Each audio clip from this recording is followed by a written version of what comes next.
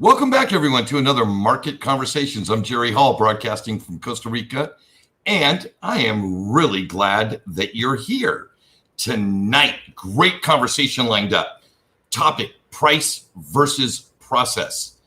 One of the wonderful things that I've picked up along the way is that I've run into people like and become friends with guys like Nick Black.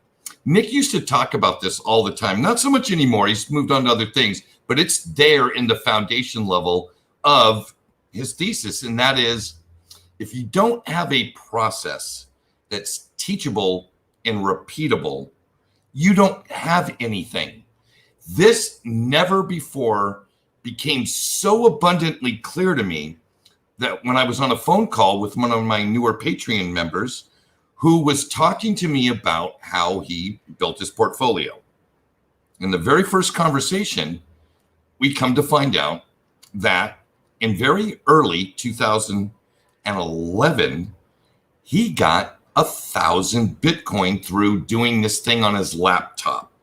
He talked about this thing called a faucet, and somebody gave him some, and he did some mining, and he did some this, and he was able to hold on to that. And then come 2017, he found it, and he started living on it. And he's been living on that. And he could probably live on that for the rest of his life. But one of the things he came to the group about is that he wanted to learn how to be a good investor, because he understood that if he didn't have a process, most likely he could easily burn through his wealth. Not unlike lottery winners and all the stories you've heard about athletes who've had big contracts and they're out of the league a couple years and they're broke and bankrupt. Money management, investment skills, these type of things are all part of financial literacy. So tonight I'm really excited to bring Nick Black back in the studio and discuss this matter in detail, because he coined the praise. And I'm sure he got it from somewhere. Hey, Nick, how you doing, man? What's up? So where did you don't have anything if you don't have a process that's teachable and repeatable? If you don't have that, what you have is luck. There's one extra piece to that. Well, fire away. That's why you're here. It's got to be teachable, repeatable, and auditable. Okay. Right? Because I've got to be able to teach people how to do this, and then I've got to be able to check whether they're successful at it. So there needs to be some auditability, some auditing process. Gotcha. Right? And then you could even go more abstract and you could say you should be able to audit it and edit it, but that's part of teaching. So it should be teachable, repeatable, and auditable. That's like, I got that in sales. I worked for a big gym corporation, and I trained the training GMs to train their staff to sell. And the guidelines were, this is the law, go. So, and we wanted to maximize the amount of money that the clubs could generate while not ending up in the public sphere or on the internet or in the legal quagmire. So you had to have a teachable, repeatable process. And the assumption was that process was moral and legal. And then you need to have a way to audit that process so that I could stand back and watch that process occur and say, no, you slow down, you speed up, you don't have this memorized, da-da-da. And then I could take that, and as long as I could, if it was teachable, repeatable, and auditable, I could give it to somebody else. Once they knew it, another general manager could go, and he could control his club then. He could teach his club, his WGM and all the other people, and that's how it works. And then later on, I could circle back and go, okay, let me go do a tour of these 5 clubs. Let me talk to each of these GMs. Let me have them sell me, and let me see how much of the repeatable part they still have. And so that's the circle.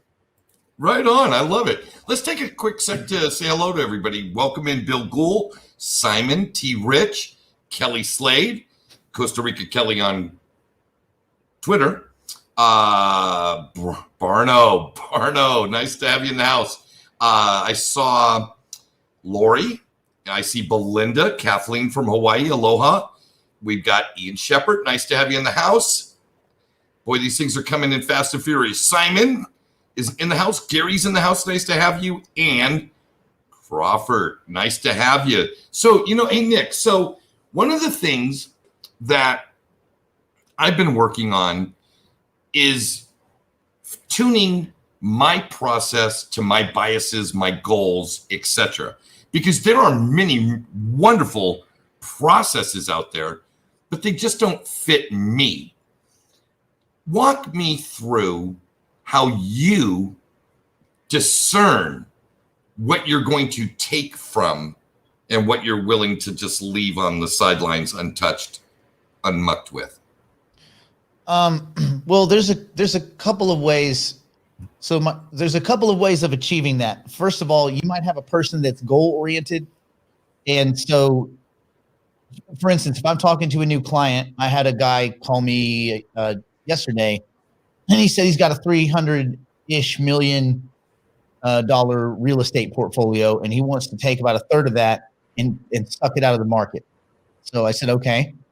He said, so what do I need to do? I said, well, I mean, what are you trying to do? I don't know what you need to do. You got $300 million. You don't need to do shit.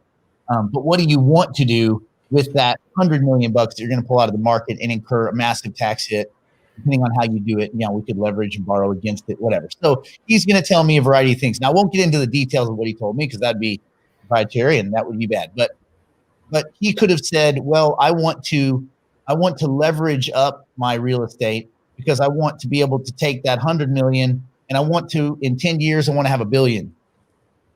Okay. So if we can nail 5+% a year, that, and we have a couple of good years in there, a couple of good crypto years, right? Like if we can just break even and get the aggregate staking rewards, and then we have 1 or 2 doubles, based on that, you be pretty close to your billion if you count your real estate, right? So we're looking at doing a 7x on the money. And then, the law of sevens, if you can get 7% on 7% in 7 years, you doubled your money. And then, so again, it's different for each person. He might have said, I want to buy 14 Lamborghinis tomorrow. Okay, well, you can do that with the cash right now. I'll tell you what, we're going to take all your money, convert it into Bitcoin. We're going to sell options 1 year out at the money. We're going to leverage them up. Then you'll borrow against all of that Bitcoin that's gummed up, and you can buy your Lamborghinis, whatever. So it's really not so simple as for me personally, I have a monetary goal. I don't have a stuff goal. I have a monetary goal to where I think if I can reach this, then I'm on cruise control. And so my monetary goal is $50 million. Until I get 50 million, I don't feel like I can actually just never have to stress again. Sure, because at 49 million, the water's still kind of choppy, and the inertia effects might require medication. It's where your million is. So if I had $100 million and I went to Venezuela, fast forward 8 years, I have $37. So right? So you could be in a market where you're the recipient of some massive hyperinflation, and holding their currency destroys you. So that's why I think you need a big giant pile of currency units distributed all over but again, I wouldn't even think about leaving any money out of the crypto space because I don't think there's anywhere else you can get these kind of returns right now. Otherwise, right. I'd be doing it. But at some point, we all are going to have to exit into other assets like real estate and things like that, based on our personal goal setting, our personal, do you want to get your daughter to college? Do you want to, have raise enough money to have a junta in, South Africa or something like that and take over the government? Like whatever you want to do, whatever your pile of joys and happinesses, whatever that dollar figure is, it's all going to be different for each person. Therefore, that process is going to be different, but the tool set's the same. The tool set is the derivatives market, staking for interest, and it starts with buying quality assets, understanding what those assets are, making sure that if you're managing money, that your clients understand what they're buying so that they're not calling you at 3 a.m. They're like, I don't understand. And you panic. So I believe that the tools are the same. You just might lean on some tools. So like Jerry, if you said, hey, listen, here's $1 million, I'd be happy if we get to 2 million in the next 5 years. Well, we're not buying anything but Bitcoin. And we're going to sell options against it and that's it. Because we don't need to do anything else. We don't need to complicate it. And for some people, that's okay. That's great because that they understand what we're doing. There's very if you're open to being into crypto, there's very little speculation there, right? You're either stuck with money or Bitcoin or a combination. And for a lot of people, that's easy to digest. But if you say, listen, I have $1 million, I want $100 million in 10 years. Man, if we're trying to get 100x, we're going to have to take some pretty outrageous risk. So the average person may not be able to stomach that. But the tools are the same. We're going to buy we're going to buy those quality assets. We're going to get as many staking rewards, get as much free money as possible.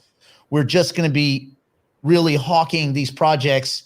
That's where being a really good, astute observer of value and looking where markets are going, not where they are. I think that's the payoff. If in that kind of case, if you want big, giant, fat rewards, you're going to have to take some, pretty massive risks, and the risk is reduced by your research.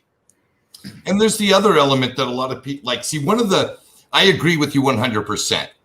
However, like for me personally, because I am at my core risk adverse, I took the approach of, quality assets, utilize every element of the market that I could. So if that meant I had to learn from Nick how to get premium options through, the options market, that's one way.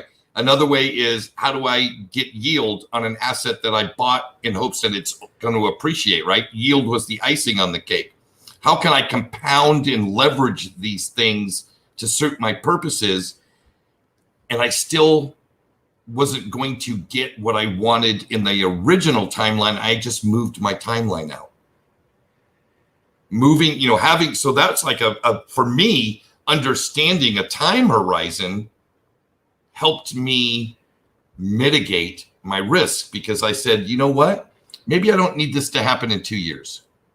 Matter of fact, the market told me, Jerry, from 2018 to 2020, it ain't happening, right? We all lived through that winter. And so factoring in a time horizon and not being so committed to it happening in this window, just doing the right things to allow it to happen is the most important thing for me.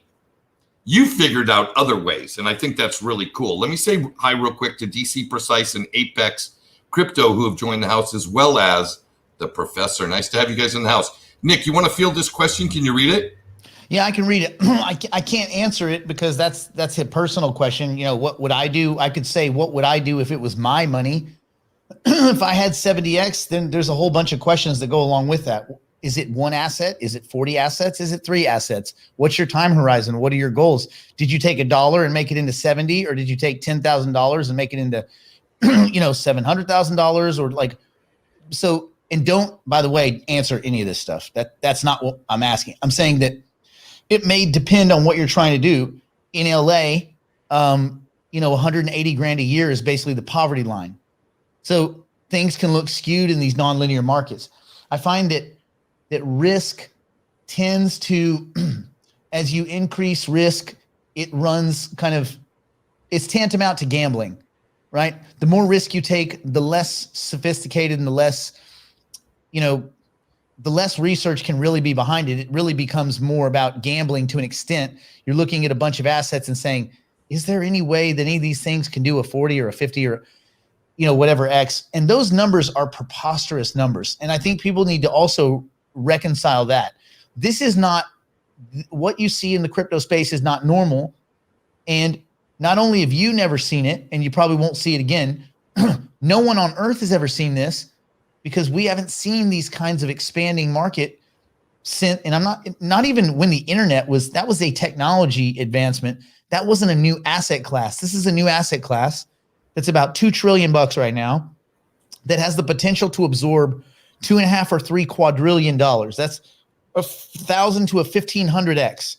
Now, that's obviously not going to go proportionate to every asset. It's not like you can tack on 1,000, 3 zeros to your portfolio. But some of these assets will do much more than that. Some of them will do, much less than that. Some of it will do nothing. But on the aggregate, the space is going to absorb 1,000 times more currency units. And that's at today's dollars. And that's at today's debt obligations and all that kind of stuff. Who knows what the world looks like in 3 years?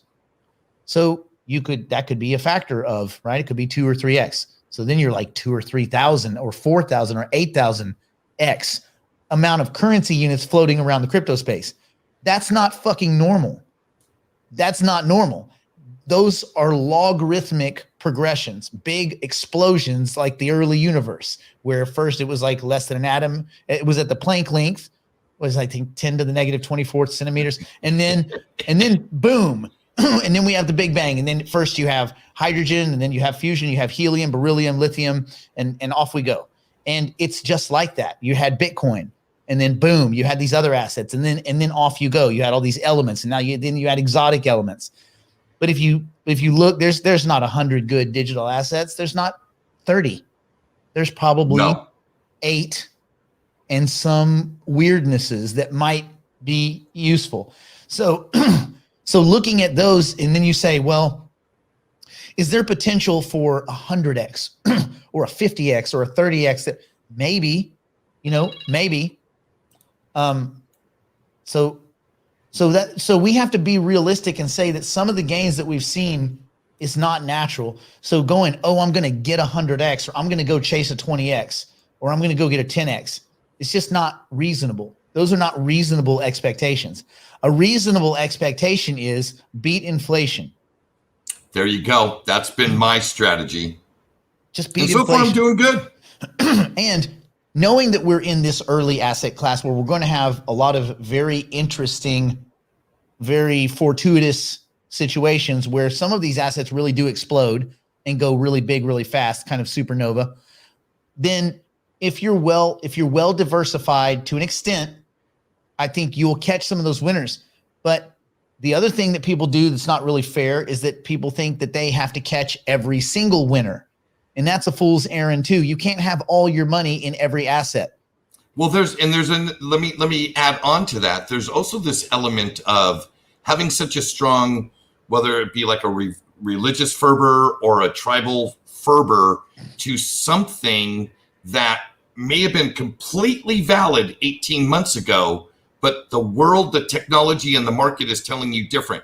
Case in point, and I know I'm going to catch shit for this, XRP, XDC, XLM, you very elegant, specific payment coins and systems have just got a shot across your bow with the API Lightning Network integration into Twitter.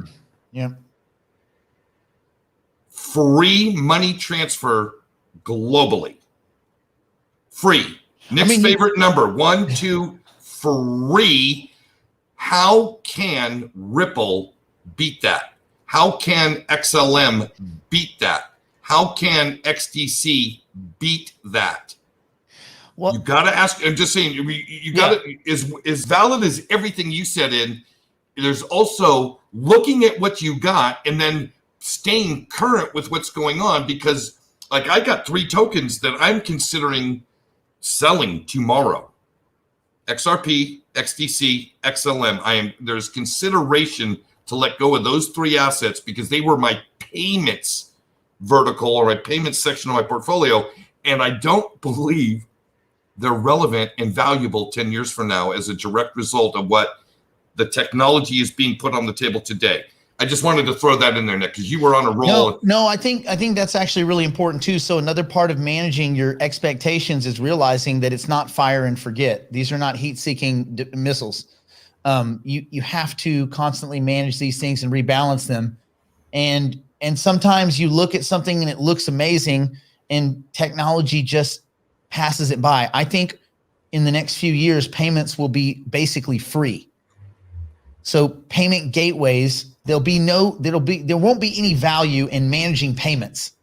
The value might be in managing the actual currency units. The value might be in managing products for somebody on a shelf, on a virtual shelf, or whatever, like all those kind of things. But the actual movement of money is going to be almost free, like air. And so if your business, the Western Unions, they're done. Western Union, MoneyGram, all these money providers. I was listening to somebody put up some facts, and Elizabeth Warren had said There was $80 million worth of Ponzi schemes this year in crypto. 80 million.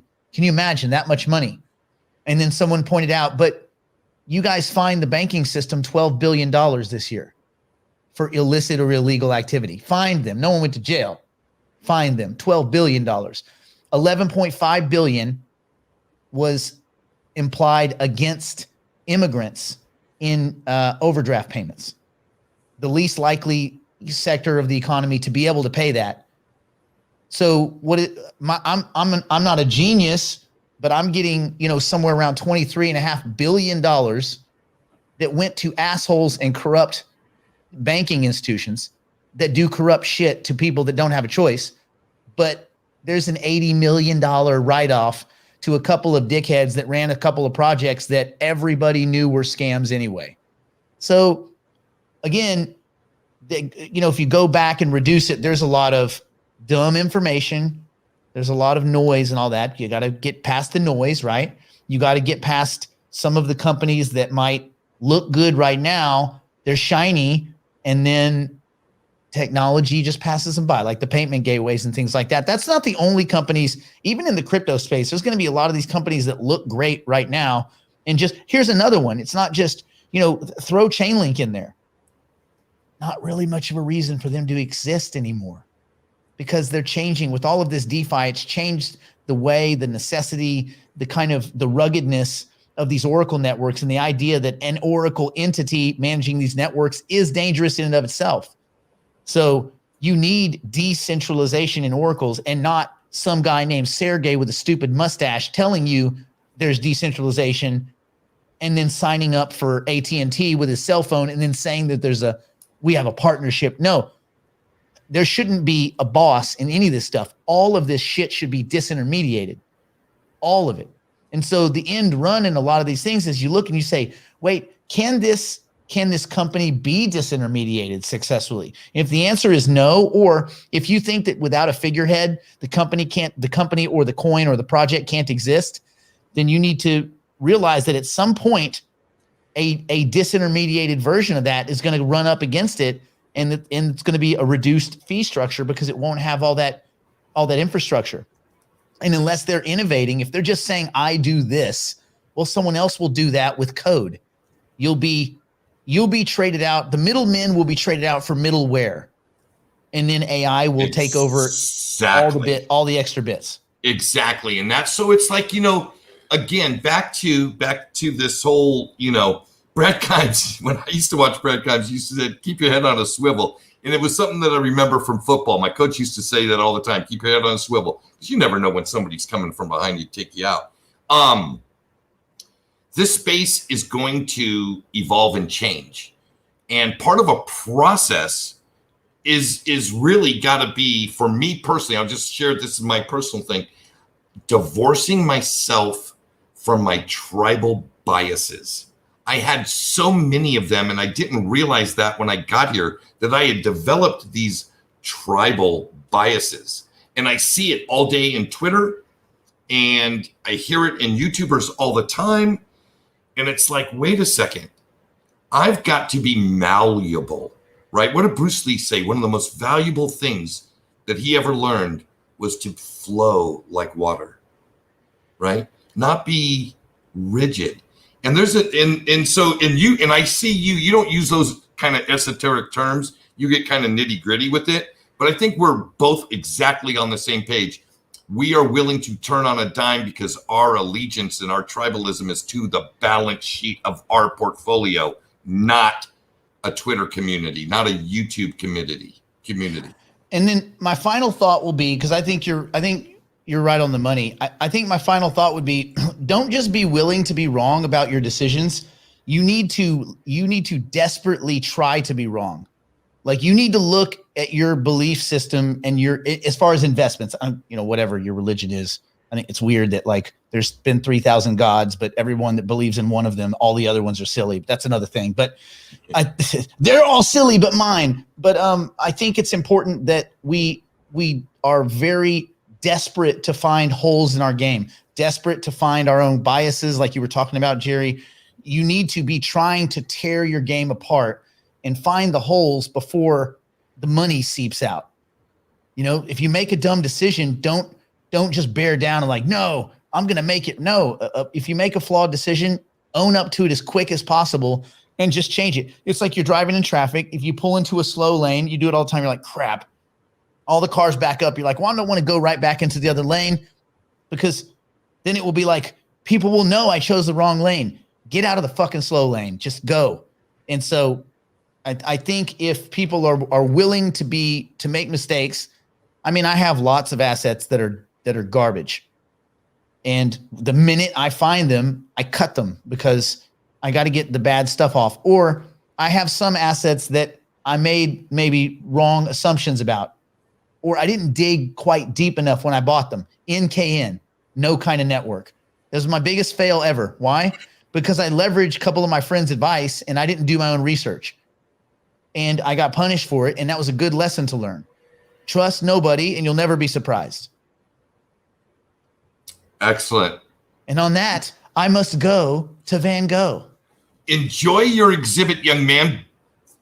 Bitta will be joining us here in just a second.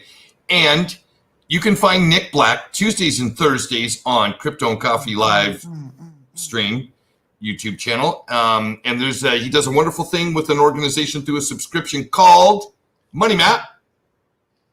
And he always posts links to the stuff after it happened, which is great. So if you don't have a subscription to Money Map, if you follow him on Twitter, you can find the stuff he does there. Thank you, Nick. Until next time, mi amigo, pura vida. Deuces. Brady, why don't you come in and join me here, and let's dissect what we just went through. I'll start while you're getting your mic and stuff set up. I'll never forget this. When I started learning how to play poker for money, and it was a real deal, and I was endeavored to be, profitable, I met a longtime poker player who mentored me, and one of the things he used to say to me is that you always got to be patching the leaks in your game. And when the very first time he said that statement to me, patching the leaks in my game, I asked him what did he meant. He goes, I want you to think about all the money that you have. That's your poker bankroll. It's your tool. If you don't have that tool, if you lose it, you no longer can go to work. It's like a carpenter. If you don't have your tools, you can't build the house. So okay, I kind of understand. He goes, I want you to think of that money, your bankroll, as a bucket that has to hold water. And every time you do things that are against the math, there is a strong probability that you're going to lose. And even if you do things correctly, you could still lose. So you got two factors of negative against you and only one going for you. So you got to understand that. Fixing the leaks in your game are the little mistakes that you make that don't have probable, profitable outcomes. Hence, having to understand the math of poker. I think investing is very, very similar, right? I remember after selling that big chunk of XRP, I was like, I couldn't wait to spend it. It had been so long since I had any money to do anything with in the crypto space, let alone, buy a hamburger. I felt myself going immediately. It was like, wow. I had to take a breath, slow down, calm down, and write out and map out how I was going to allocate that money. And I didn't allocate one single dollar until I had gone through probably 14 hours of dissecting how this was going to get allocated. And then I did, and it's worked out really well. And I continue to patch the leaks in my game and make adjustments as the market dictates, not what my thoughts, hopes, and dreams would be dictating. So Brady, your thoughts on any of these kind of things? I'm pretty much going through not the same exact thing, but something similar. And it's interesting that Nick, I was watching his show today on is it Money Press? I think. Money Map. Basically, kind of what we've already all heard, but you're not money map. You're not going to get wealthy off of trading. And he went in to explain the whole thing with hedge fund managers, and it's not, their trades aren't, they're basically trading for cash, not for wealth. And so his whole theory with, you don't have to be the fastest, you just have to be right 51% of the time instead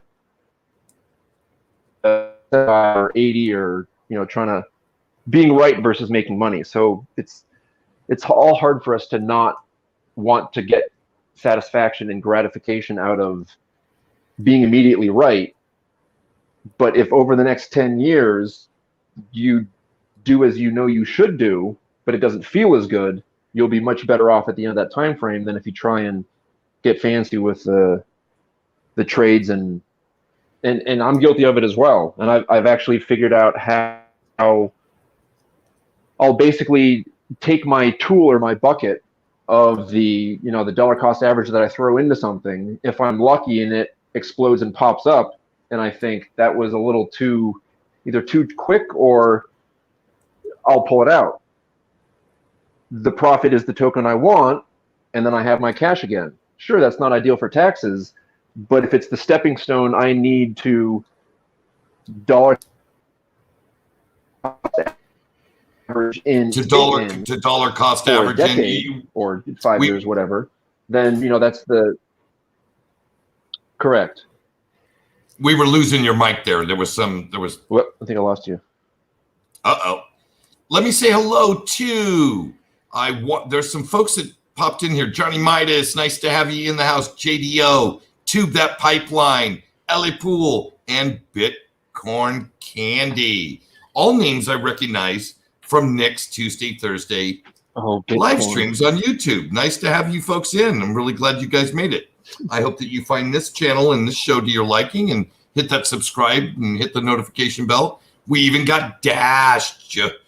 Dash is in the house. I just don't want people to get burned in terms of not selling if we see a huge climb on Bitcoin. I've heard too many horror stories from people who did not hold past. Yeah, there is danger everywhere. Daniel, nice to have you. He says hello from Spain. Nice to have a Spaniard in the house tonight. All right, going to this. Oh, Bitcoin. Candy's going to the Cardano Summit meetup in New York tomorrow. That ought to be fun. I'm looking forward to catching the highlights. I don't think I can sit through 16 hours of that. However, some people will. And I trust that they'll post their reviews. The TLDRs, please. We love those. So, one of the things, Brady, and again, it's coming from my poker days. This mentor told me, he said 90% of what discerns a profitable poker player from a degenerate gambler has nothing to do with what goes on with the cards on the table. He says it has everything to do with how you manage your bankroll, how much you put at risk, right? How much you put at risk, and how you go about thinking about money when you're not at the poker table. And a lot of those things translate to investment, to my role as an investor, right? How much of my total bankroll, right? Which is it's my tool. I don't have an income, so my only tool for capital is investment. Am I taking care of that? Am I seeing to that? Am I being a good steward of that? Right? And so we're all in this process of learning. We're all in this process of crafting the mechanisms or processes that we can implement so that it doesn't matter what the ticker symbol is. It matters that we're having processes that when I evaluate something, more times out of not, I'm picking something that has got some runway. It matters. And direction. Well, that same thing. Direction and runway are the same thing. And that I'm allocating the right amount to it, relative not to what its price is or what its market cap is or what its Twitter community is, but relative to my portfolio, my bankroll, and my goals. You know, this gentleman, he had a question for Nick. I thought it was really good. I can't, I've even forgot his name. I'm sorry. He says something about 70x to 100%. Yes, I guess why I'm worried. No, that isn't it. It had something to do with his portfolio having value. There it is right there. Thank you. I'm 70x currently on my initial investment in crypto. Depending on the market, I've been as high as 100x. Would you sell if you were me? Why or why not? Nick couldn't answer the question because there's no detail in there. But what I would say, Apex, what I would say to do is follow your instinct so far and start learning about the tax consequences of what you do something, the implications if you do something, right? If you sell something, what do you do with that capital? Does that capital come out of the market? Does it go into a different product?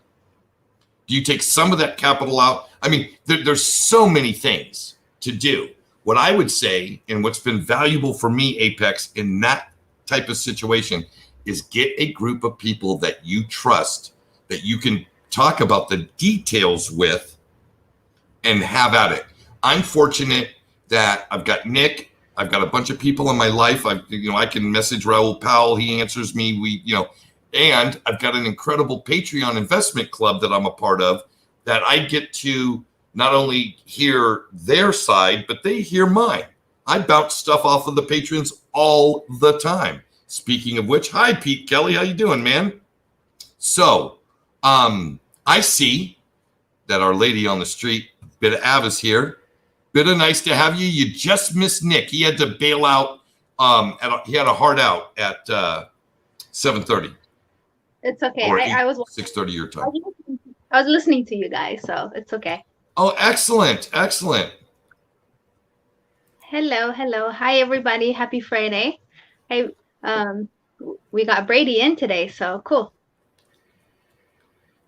For sure. So how about your comments? If you've caught the show prior to just showing up right now, what would you like to add? Well, I was actually wanting to ask how Nick goes about leveraging all these huge runs that we have, because we always talk about exit strategies versus staying and not moving your stuff around, like if they don't need to be moved. But how do you leverage, or how do you take advantage of all these ups and downs in the market? How does that become part of your strategy so you don't miss out on the runs without necessarily and still have your strategy? You know what I mean? If I feel like, let's say you're holding on to Bitcoin and it's in your portfolio, you're earning yield, and there is it doubles and there's a run and it's going to come back down. So how do you take advantage of that run? Can you incorporate that into a process? How does that work? Well, you take profit in it. The process. Let me tell you the process. So one of the things Nick talks about, and I agree that it is sound. So it's a sound process. I don't necessarily implement it myself, but it is a sound process. And that is, if you've taken $1 and you put it into an asset, doesn't matter what the asset ticker symbol is, and that asset goes up 10 times, 1,000%. Okay. So now, 10 times. So now that $1 is $10. Taking your initial investment plus some profit off is a sound, repeatable, teachable process. Doesn't matter what the ticker symbol is. Okay. Right? And you decide what you're comfortable with on the profit side. It could be so let's stay with that story. I've taken $1. I put it into ABC. ABC is now worth $10. I've 10x'd my investment. For me, maybe there is something I want to do outside of the market. So I take my original $1 out, boom, plus some profit, let's say $3. So my $3 of profit, my $1 original investment, leaves me $6 of value in that thing there, right? Because I believe that thing long term is a winner. I've taken the initial investment out. Maybe it goes into another new investment. I've taken the $3 of profit. Maybe I bought a new pair of shoes and used Uber instead of taking the bus. Everybody's how they deal with their money is different. And you can scale that up or down. So let's say that if you're, maybe you're doing it differently with Bitcoin than you would a lottery ticket like casino coin. Well, let's say the same thing happens. Bitcoin goes up 10x. Jerry pulls his $1 plus $1, and I leave $8 because I see Bitcoin in my personal strategy as a 10-year plus probably 20-year investment. But casino coin does the same exact thing. The math does the same exact math, but I think of the asset differently. Maybe I take my $1 investment out plus $6 and leave $3 worth to sit there. And if it goes on a run again, it goes on a run. And if it doesn't, oh well. So you look at it in terms of actual cash value or that value. How about if you're looking at it per the amount of coins you actually have? If I had bought, let's say 10 coins with it and it has 10x'd, are you going to buy back in? Because you still want to have how does that work as far as because if you pull that $10, the $2 plus your original out, you're losing a certain percent of coins. So when it comes back down, are you going to put back, buy more coins to get back to that? Do you know what I mean? I understand exactly what you're saying. I personally don't implement strategies like that because it's convoluted. There's no, what's the rhyme or reason? Why would I buy? Okay. If I bought something for $1, stick with that math so that we can talk apples to apples. If I buy something for $1 and it goes to $10 and I take my dollar out, that means the rest of the $9 is all profit. Right. That means what is left, that $9 is all profit. So yes, how much of that profit I take? But when the price drops back down, the value is not the same anymore. So what I'm thinking is, instead of looking at it just in a money wise, how about would we be able to look at it also with the amount of actual number of the coins that you also have? Because you are don't think about coins. That's not that makes no sense. Here's what does make sense, and I think it's what you're asking me. So I'll explain it to you, and I think you'll understand it this way.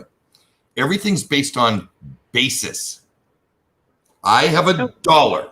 I put $1 in. It doesn't matter if that dollar buys me 10,000 coins or 0.1 million of a coin. The basis is the dollar. That's how I'm going to get taxed. That's how I'm going to get taxed, is on a tax base, what they call cost basis. So basis is how you understand the return on investment. If you don't have a basis, you don't understand the return on your investment. I get this all the time in the Patreon group. I ask a Patreon, what is your average cost for that token? Well, I don't know. I say, how many US dollars did you put into that coin? We can see how many coins you have. How many US dollars did you put in? And we can find your average cost per coin. I don't really know. Well, if you don't know how much basis there is? How do you know how profitable you are? Well, people usually keep track of.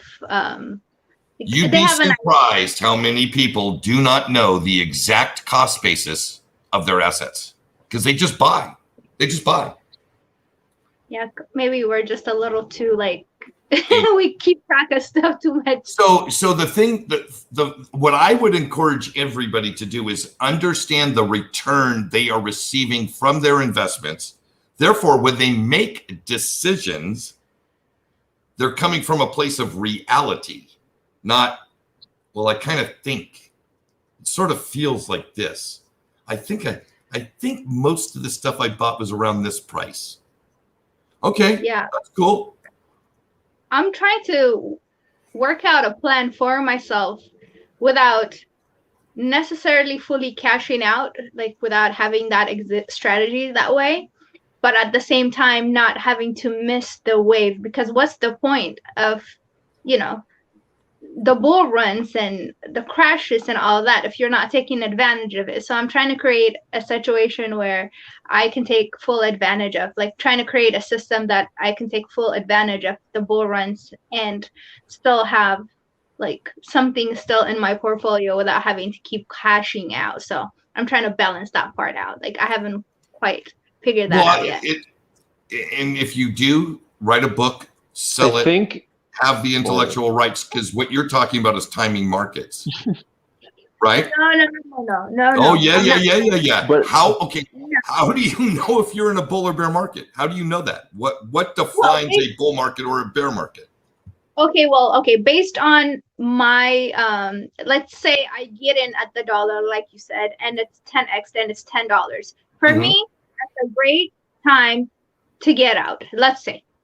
So what is get out? Define. I don't understand get out. What is get out? The exit strategy, meaning like how much of it do I want to pull anything out? Do I want to stay in there? Like that is what I'm trying to figure out. Like, do I need an exit strategy or do I? When do you take profits? That's what I'm trying to figure out. Good question. When to take profits? That's a right. good question. Because you know, but if the price for Brady, comes back it's after 10x. For you, it is, but I have some it is assets. Trying to figure it out for her. Yeah, because I've had some assets. I think you. Go ahead. But did you sell 20% or did you sell all of it? I didn't sell anything. So I haven't sold anything. I think Nick's approach makes his balance sheet grow. So he doesn't need to worry about the bull or bear market. He just buys assets that he finds are undervalued and sells them when they're overvalued, or in a 2x or 10x case, or whatever the individual number is. Then you have cash to buy assets that are undervalued, because they're not all going to do the same thing. They kind of do their own thing. But if you have a 5 or a 10% cash bucket that you keep adding to, yes, it's going to incur a lot of taxes, but you're buying the assets that you're going to find that, in your opinion and due to research, have value. The other ones, they may go up and down, sure, but what if you catch it on the last up? Well, there goes everything. So he kind of does it's like skating on the line of being right and making money. He doesn't want to be right. He wants to make money. He just has to do 1% of the time. So it's an investment and not a trade. Well, I guess like I would want to know like how do you evaluate what's undervalued in the crypto market and what's overvalued in a crypto market? Because these are arts. That's an art. Tough. It's not a science. It's an art. Just like saying to you, Bitta, your sense of fashion, you think is wonderful. I don't think it would look good on me. You know what I mean? It's a subjective art. It's an abstraction. So part of a process, right, is what's repeatable, what's teachable, And then you define the art within that for yourself. So I could give you a framework that would look like this. Specifically, we're friends, and you say, Jerry, I need a starting place. I need somewhere to start with how to value something. Right. Doesn't matter if it's car, hair products, cryptos. It doesn't matter what the thing is. I need a framework for valuation. It starts with look at the market that thing is in. Right? Hair products might be in a, I don't do, as you know, I'm not hip on that. Maybe hair products are in a beauty supply place, right? And you go to 4 different ones to see what products they have and what prices they have, right? You're looking at what the market is valuing those things at. That's one thing. The second thing, and I'll make it specific for crypto, it never hurts to understand who is behind the thing. So if it's a digital asset, who's the team that developed it? Where did they come from? Who are they? What kind of track records did they have before they came to this thing? So the team, what are they doing? What do they say this thing they built is going to do? And then look in the world and see how big of a need does the world have for that thing, right? Okay. And be like honest about it and do research. How much of the world is asking for that thing? Is there anybody else doing something similar to it? And what was their growth like? What was what is their story? What can I find out about that? And then get into in crypto, tokenomics. How many of them are there? How many of there will there ever be? Where are they? What's the distribution like of the tokens? How many do the founders have versus the initial investors versus the partners versus the circulating supply or the opening salvo to the community through their ICO or their airdrop or whatever the distribution method was? And then lastly, in crypto, what's the community like? How many different channels are talking about this thing? How many different people on Twitter are talking about it? How many different people on Instagram are talking about it? How many different people on YouTube have channels where they're covering that content? And then how much of the team that's actually behind it are also producing content, and what kind of followings do they have? Those 4 things right there, if you can't start developing your own valuation process, then you're not somebody willing to do the work. Because so with that framework, you could build your own process and incorporate the beta into it to make the art of how are you discerning these things. But the framework that I just laid out for you, that's my framework. It works for me. And yes, there are subtle differences, but case in point, I was in love with XRP. I was a diehard XRP guy, put all my money into XRP, and through my own evaluation process, looking at the use case and what the competition is, I have learned that it no longer holds the competitive advantage that I thought it once did. Therefore, it is not worthy of 80% of my portfolio. That's a decision I made. And the market could eventually tell me I'm wrong. But right now, the market's telling me I'm right. And it has. The market's told me I'm right for the last 3 years. So you know what I mean? There is no one answer for everybody. Take a framework and build on it for yourself. Add that bit of spice to it, that little oomph to it to make it real for you, where it lives in you, and then view everything through that. Yeah, I think it's important.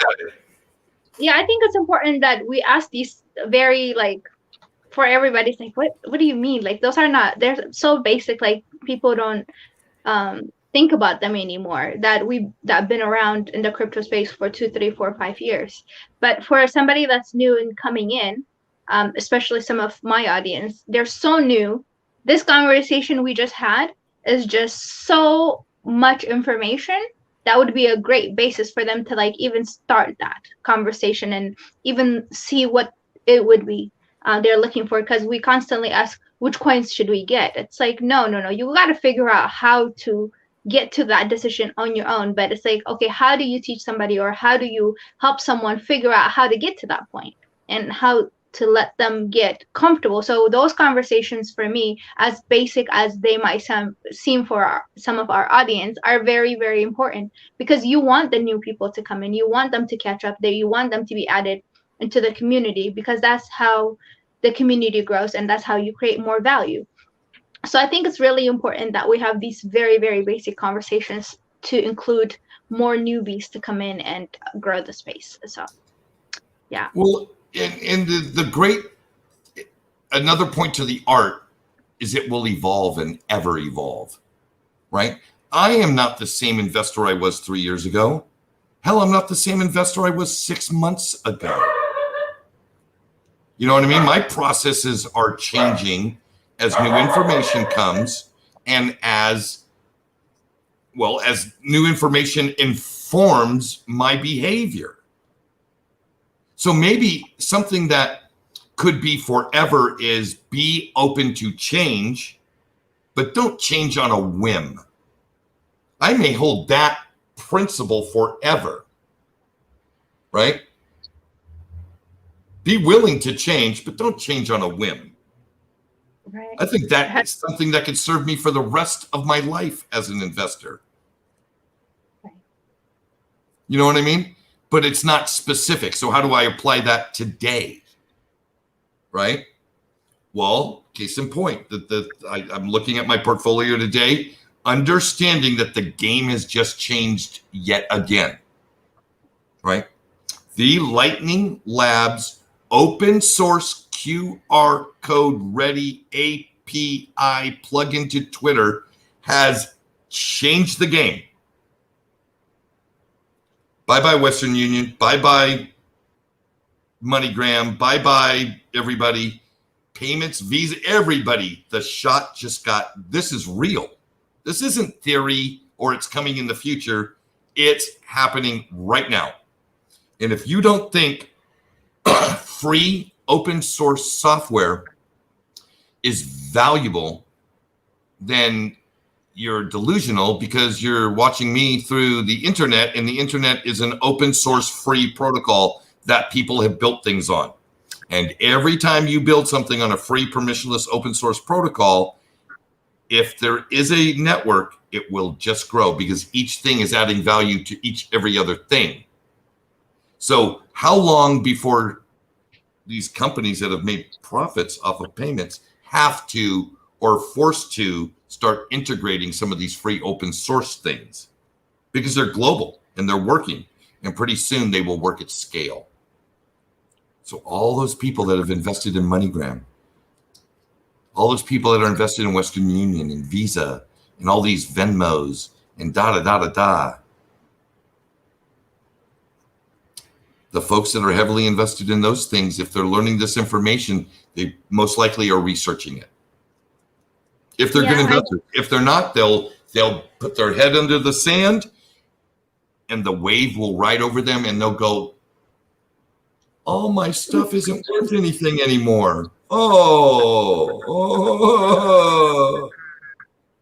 I was thinking about that yesterday after you and I's conversation, and I was going through and we were talking about stuff, and I was like, what? Let me go check how, like, where XLM is. I went and looked at XLM, and like my heart was like, oh my God, it has not moved. Like, what is going on? Yeah, where are all the people that got rich off of XRP? Where are they? Stand up, be counted for. No, I was looking at my XLM and I'm like, oh, I gotta do something about this. Something's gonna have to happen. But I gotta address this. Sorry, Betta. This is so incredible. Crawford Fortune. Meh. Who's tipping in BTC? Crawford. I love it, brother. You're knowledgeable enough to be in trouble. You need to, I'm telling you, each and every, if you're in this space and you're not studying and understanding what the Lightning Network is, you are being ignorant, and you'll get whatever you get. the Lightning Network and the tipping on Twitter and the remittances all around the world that are happening on that protocol right now they're not tipping in Bitcoin. Bitcoin is the network they're using. Bitcoin is a part of the function, but Bitcoin is not the asset. It's dollars or euros or yen or whatever. Learn about it. It'll change your life. I'm telling you, get educated. Don't think you know if you don't know. I just wrote that down. I need to learn more about it. The Bitcoin this Lightning Network uses the Bitcoin network. It's like, we have to understand they're completely separate things. The Bitcoin network and Bitcoin are two totally different things. Bitcoin's like a digital gold asset. Why would it goes up? Why would I ever want to sell it? It's the network that allows finality with this extra layer, this Lightning layer allows settlementing currency instantly globally. That's a game changer. All right. I'm sorry, Bitta. Go ahead. I was on a tangent. No. Sorry, I interrupted you. I actually had a coworker that bought pizza in the, like, I think way before this bull run, and we were just talking about it, and he said, I can't believe I bought pizza with my Bitcoin. I said, oh my God. He bought pizza with Bitcoin, but that was when it was so, like, people didn't think it was gonna do anything. So yeah, that's heartbreaking. All right. So Dash, I'm still about 3x up on most of my XRP investment, Jerry. I'm not exactly losing money here. I didn't say you're losing money. I said, who got rich? In the short time that I sold my XRP, I've turned 70,000 into 800,000. Why? Because I wasn't invested into XRP. I'm not invested in an asset that has only gone up to 2x, 3x. It's called opportunity cost. And if you're not aware of it, study it, learn it. I'm not trying to badmouth anybody. I don't want to degrade anybody, but we got to up our game. Ignorance is no longer acceptable on this channel. Ignorance is no longer acceptable. Keep educating yourself. And if you do so, everything will work out.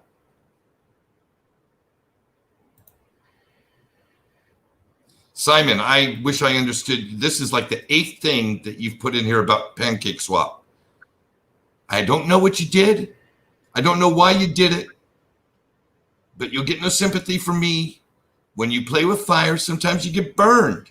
And these dexes and all this stuff is not proven tech yet. It's all experimental. You have to understand that. All right, what do we got here? JDO. Is this wrong? Lightning enabled wallet is using your crypto as a sort of escrow to make the transaction near instant. Yes, in loosely stated, very, very, very, very good analogy.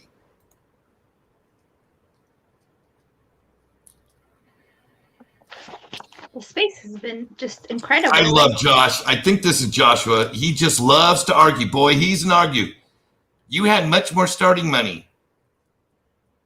I would have made a killing on ADA otherwise. Well, you didn't make a killing on ADI because your money was invested in XRP. You were buying XRP at 23 cents. You could have been buying Cardano at 3 cents. You made a choice. Right on. I don't blame you for the choice, but I'm saying, how long do you stay in something that the market is telling you they don't place the same value on it that you do? How long do you stay there while your asset goes up 3x and you see the crypto space go up 15x? All the other space around you is going up 10, 15x, but you've gone up 3x. If that was your goal, 3x, and you feel morally convicted, hey, right on, brother, good for you. But you got to ask yourself these questions. Are you here to make as much as you can within your risk profile or not? XRP holders get no sympathy from me. I love XRP. I still hold some XRP. But the market has changed. The tech is changing around us. Every single month, there is something that's showing me that the competitive advantage that I thought XRP had is eroding at a rapid rate. Wake up or not, it's up to you. Sorry, Bitta. I got a whole bunch of everything. Brady, you want to come in for last thoughts, final thoughts? Yes.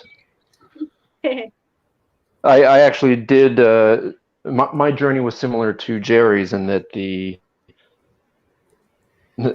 selling wasn't. The selling was easy. Figuring out where to put it was hard, and I wish I had done it differently. But I think because it was maybe Christmas morning or somewhere around there that I did sell it. You live and you learn. So now I'm much more stingy with. Yes, I don't like holding dollars, but knowing where to place them and when is, in my opinion, a step forward or a step closer to being able to do what I want to do, which is get wealthy from it, not be right in trade. So it's hard to leave one on the ground that is fun to do and feels good when you do it. But if you're not learning along the way and adjusting and, tweaking your parameters or trying different things, who knows if it's the right thing? But if it's constantly one thing, chances are of it not being correct just keeps increasing. So it's sort of it's all about the time horizon. Well said, Brady. Bitta. Brady, you have the option of putting it in my wallet too. So. Well, it's a two-way street. I'll help you and you help me. There isn't anything of mine. Final thought for me was, I guess, now that I've had some of my accounts unfrozen and I have some of my things back, I definitely have to look and think about some of the new stuff that we've been discussing, as far as like, don't just add more coins of what you already have, but try to figure out which ones have had better return and try to figure out a better way to readjust my portfolio.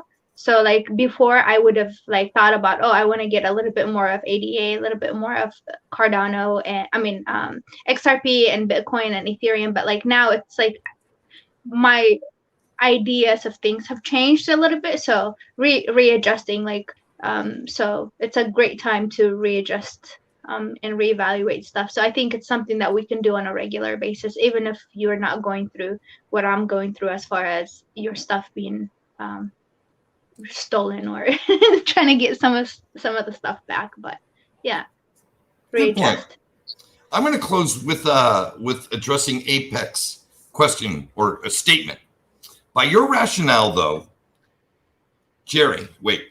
By your rationale through Jerry, the market said Amazon was a book company in 1997 at $1.97 per share. Very few saw past that and were rewarded handsomely for it. Let's dig into that just for a second. Here are some facts. There are only 3 people that saw through that. Jeff Bezos, Jeff Bezos' mother, and Jeff Bezos' father. I count Jeff Bezos as Jeff Bezos and his wife because they were married, filing together back in those days. Everybody else at some point had bought and sold. Yet there are tons of people who made an absolute fortune on Amazon. Not because they held it for 20 years. No, not because they held it for 20 years. Because they found their entry point when the market started to say it had value. They got in and rode the wave up. Case in point, Michael Saylor did not own Amazon before 2010. Right? 1997 to 2010, that's 13 years he didn't own it. But when he did get in, he got in and rode it for a 10-year, 11-year wave. At some point, the market decides the winners. And in 1997, Amazon wasn't a winner. That's just the truth. It wasn't a winner. So if you believed in it in 1997 and were willing to wait 25 years, right on. But sometimes you got to think about, if you only have a limited amount of money, why not put your money into something that you've researched, you understand the use case, you believe in, and the market is telling you this is valuable, versus something you believe is valuable and the market is telling you it isn't. I'm not saying and I want to make this very, very clear. I'm not saying I'll never own XRP again. I love XRP. It's an elegant asset. However, everything that was the driver for me to have all my money in it has evaporated. And until that changes, I'm not buying more XRP. I got 10,000 XRP. I bought at an average cost of 22.5 cents. And it will sit there until it reaches its number. What is the number? What's a 10x from 22 cents? $2.22. So until it's at $2.22, I'm not doing anything. It's sitting earning 5% on Nexo. I'm happy to have it in my portfolio, but it is not the anchor of my portfolio by any stretch of the imagination. And if it's yours, that's okay. Understand what you have. If you're willing to wait 10 years, right on. I wasn't. There's a market exploding around us. And to not take advantage of that, you do so at your own peril. That's my final thought. This has been our show. Thanks, everybody, for tuning in. And until next time, Pura Vida.